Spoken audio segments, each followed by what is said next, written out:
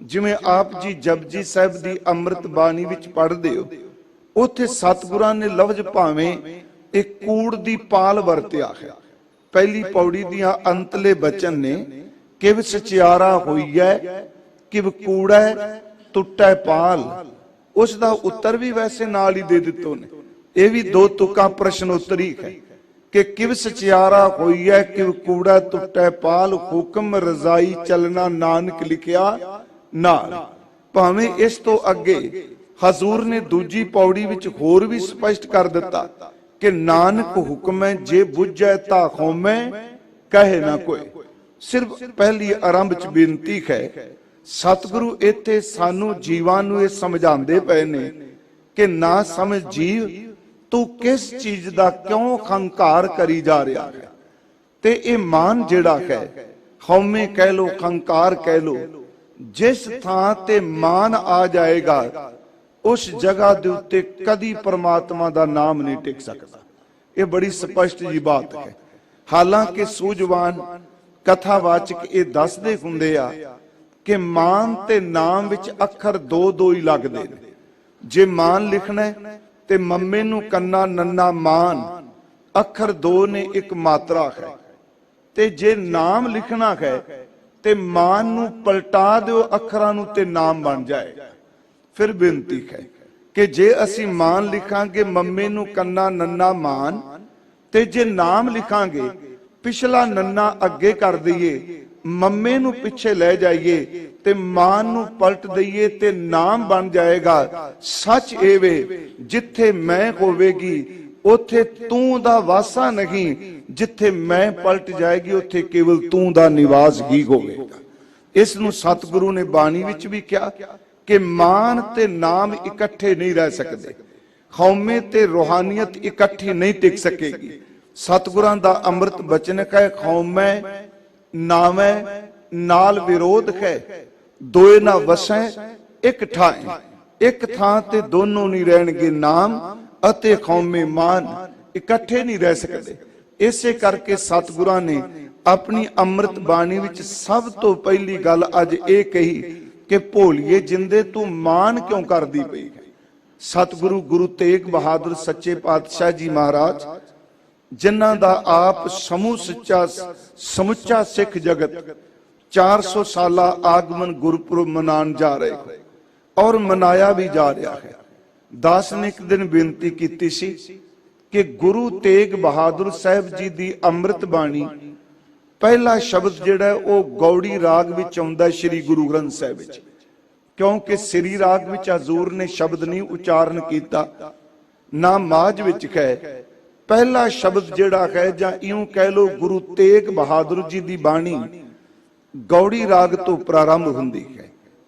59 शब्द असीं हजूर दे पढ़ने। मैं सिर्फ पहली तुक ते बेनती कर रहा वां, ए आनड़िए मानड़ा काए करे कादा खंकार करनी है बेसमझ जिंदे।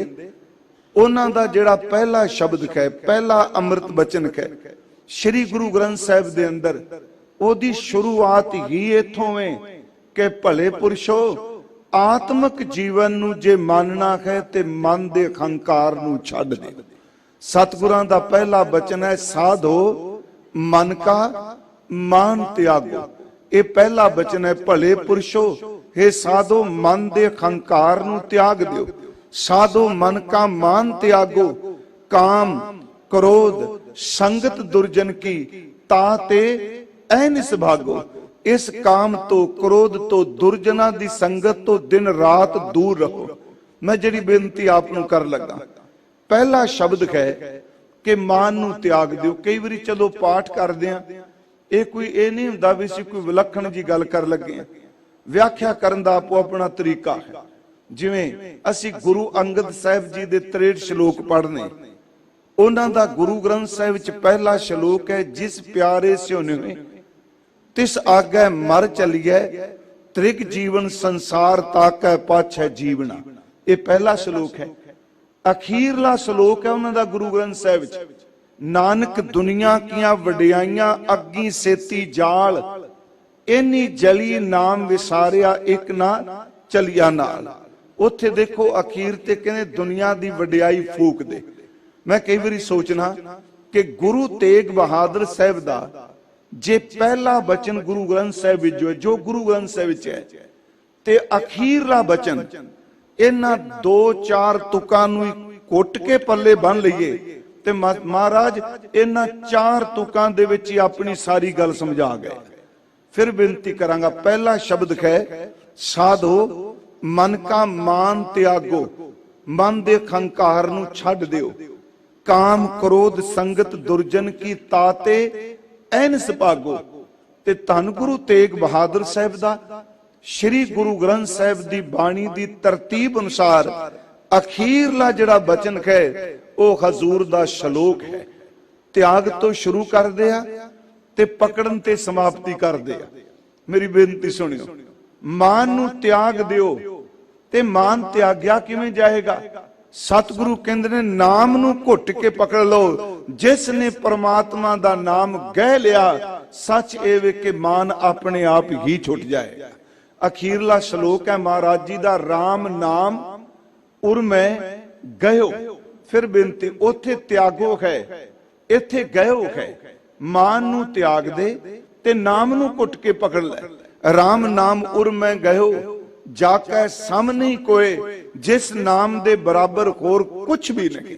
जाकै सम नहीं कोय, कोई तीर्थ इशनान, कोई वर्त, कोई देव पूजा, कोई कीर्तन पूजा, बाहर मुखी कोई धर्म दा कर्म नाम दे बराबर नहीं। गुरु तेग बहादुर कह रहा नाम ही सब तो ऊंचा।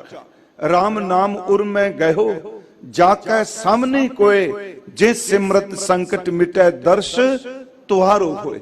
मैं फिर बेनती करांगा, पहला बचन है कि आनड़िए मानड़ा काय करे, तू क्यों हंकार कर रही है? ते मान किसे भी चीज दा। ते देखो कई बारी ये सथूल हुंदा है, कई बारी सथूलता तो बंदा बच जांदा है ते खौमे अहंकार जिहड़ा सूक्ष्म अपने डंग चलाई जांदा है, अपनी सट मारी जांदा है। जिवें सतगुरां ने इस मान नूं त्यागण लई बड़े शब्द कहे। मैं थोड़ी जी उदाहरण सिर्फ दे देना कि जिस जगह ते मान होवेगा, अहंकार होवेगा, उस जगह ते कदी रस नहीं पैदा हो सकेगा। फुंकारे जरूर पैदा हो जाएंगे, जिवें फणियर नाग मारदा ना फूकां। सच्ची है वे अहंकारी बंदा फुंकारे मारेगा पर बेरसा होवेगा, ओदे अंदर गुण नहीं टिक सकेगा। हंकारी बंदे अंदर गुणा दा वासा नहीं हो सकता। गुरु साहब ने बाणी च एक उदाहरण भी दिती कि मान किसी भी तरह का होवे। बाबा फरीद साहब कहंदे आ कि पहाड़ दे शिखर उत्ते सारा दिन मीह पैंदा रहे, सारा दिन की सारा साल मीह पैंदा रहे, पर याद रखियो ओदी चोटी उत्ते कदी पानी रुकेगा नहीं, वो सुक्की दी सुक्की रह जाएगी। कई बार हंकारी बंदे कोल ज्ञान दी कोई कमी नहीं रहिंदी, पर अंदर ओदे रस कदी भी नहीं भरदा हुंदा। महाराज जी ने बाणी विच एक बचन कह श्लोक, फरीदा गर्भ जिन्ना वडियाइयां धन जोबन आगाह। जिन्ना बंदियां नूं जवानी दा, पैसे दा, दौलत दा, पदवी दा, ज्ञान दा, इउं कह लो किसी भी चीज दा अहंकार है, वो संसार तो रब दी बख्शिश तो विरवे खाली इस तरह चले जाते आ जिवें मीह पैण दे बावजूद भी टिब्बा जिहड़ा वो सुक्के दा सुक्का रह जाता है।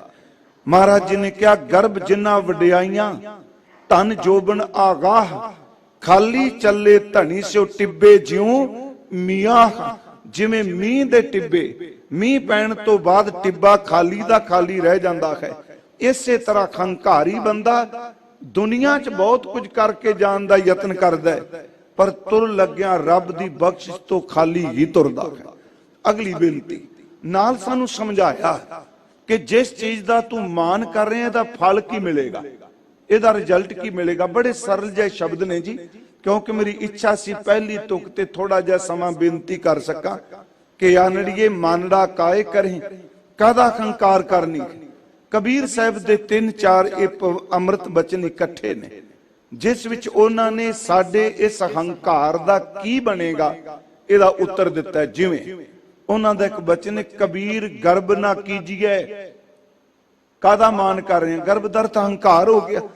कबीर गर्भ ना कीजिए चाम लपेटे खाड़, जे तेरी चमड़ी तेरी स्किन बहुत तुचा बहुत सुंदर है ते इस चमड़ी दा हंकार ना कर। जेड़ी चमड़ी रब ने कपड़े दी तरह तेरियां खड्डियां ते लपेटी है।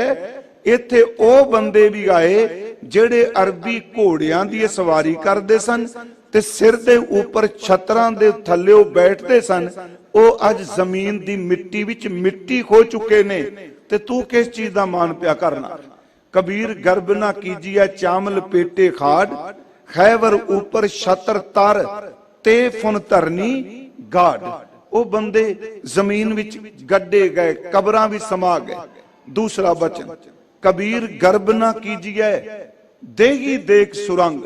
उस गल नूं फिर बाबा जी कह रहे कि सोहणे रंग दा तन देख के हंकार ना कर। इस तरह तेरी चमड़ी ने एक दिन वख हो जाना, सड़ जाना है, जिवें सप अपनी कुंज नूं छड्ड के पासे हो जांदा। सच है, इस स्किन तो बस इन्नी जान जिवें सप दी कुंज है।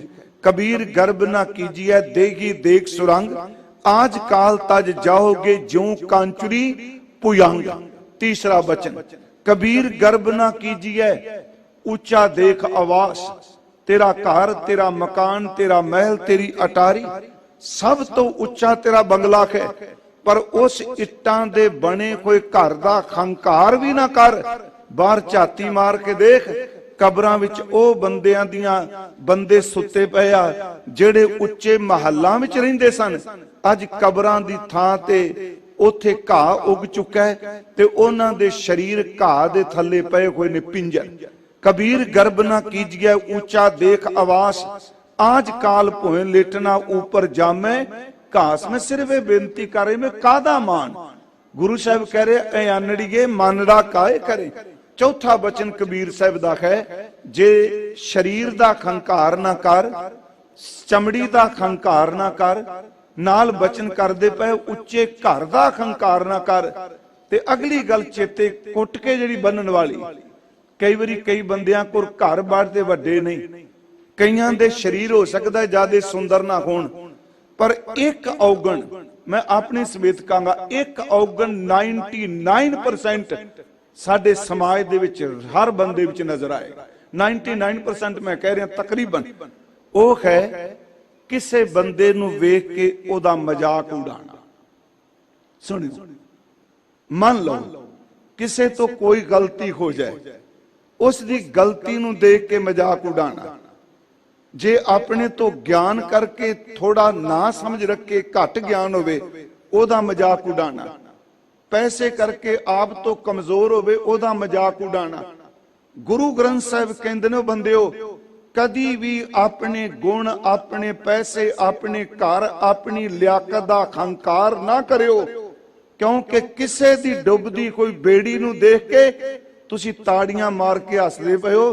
तुहाडी बेड़ी किहड़े किनारे लग गई जे ये भी तां मंझ धार विच है, कल नूं पता नहीं कि तुहाडे नाल की बन जाना है। किसे चीज दा मान नहीं। कबीर गर्भ ना कीजिए रंक ना हसीए कोई। इत्थे रंक दा अर्थ केवल दौलत करके गरीब नहीं, किसे तरीके नाल भी बंदा कमजोर होवे, सीधे अर्थ यूं करिए। कबीर गर्भ ना कीजिए रंक ना हसीए कोई, अजो सो ना समुंदर में क्या जानो क्या होए। किस चीज दा मान, हंकार किस चीज दा। इत्थे सतगुरां ने पहला बचन सानू बख्शीश दिती, समझाया, ते जे मान लो करी जांगे फिर एदा फल की मिलूगा। ये तां समझाया भी आ कुछ हो जाना, ते जे फिर भी बंदा ना छड्डे, फिर मेरा ख्याल है सुखमनी साहब दी 12वीं अष्टपदी दा पहला पदा बंदा पक्का चेते रखे। सुखी बसै मस्कीनियां आप निवार तले, बड़े बड़े अहंकारिया नानक गर्भ गले, जिसका अंतर राज अभिमान, सो नरक पाती होवत सुवान। जो जाना मैं जोबनवंत, सो होवत बिष्टा का जंत। आपस को कर्मवंत कहावे, जन्म मरै बो जोन परमावे। धन भूमिका जो करे गुमान, सो मूर्ख अंधा अज्ञान। कर कृपा जिसका हृदय गरीबी बसावे, नानक इहां मुकत आगे सुख पावे। सिर्फ मैं इको पदा तां क्या भी सब कुछ ये आ जा। सच्चे पातशाह कह रहे ने, ओ भोलिए जिंदे ना समझ जिंदे, ਤੂੰ ਕਿਸ ਚੀਜ਼ ਦਾ ਹੰਕਾਰ ਪਈ ਕਰਨੀ ਹੈ? ਫਿਰ ਅਰਥ ਮੈਂ ਕਰਦਾ, ਇਆਨੜੀਏ ਇਆਣੀਏ, ਅਸੀਂ ਸ਼ਬਦ ਵਰਤਾਂਗੇ ਜਿੰਦੇ, ਕਈਆਂ ਨੇ ਸਭ ਮਨ ਵੀ ਅਰਥ ਕੀਤੇ ਨੇ। ਇਆਣੀਏ ਬੇਸਮਝ ਜਿੰਦੇ, ਮਾਨੜਾ ਕਾਏ ਕਰਹਿ, ਤੂੰ ਕਿਉਂ ਹੰਕਾਰ ਕਰ ਰਹੀ ਹੈ?